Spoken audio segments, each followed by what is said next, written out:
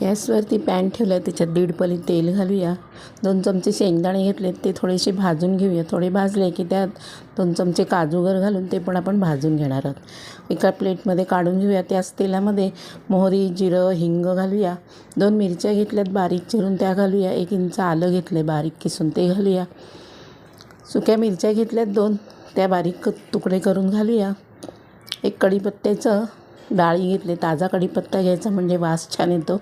1 चमचा उडदाची डाळ, 1 चमचा चण्याची डाळ घालूया आणि बारीक गॅसवर परतूया. पाव चमचा हळद घालूया. व्यवस्थित परतून इथे मी 1 बाऊल भात घेतला आहे, ताजा भात आहे, फोडणीवर घालूया. चवीनुसार मीठ घालूया. 1 लिंबाचा रस काढून घेतला आहे तो घालूया.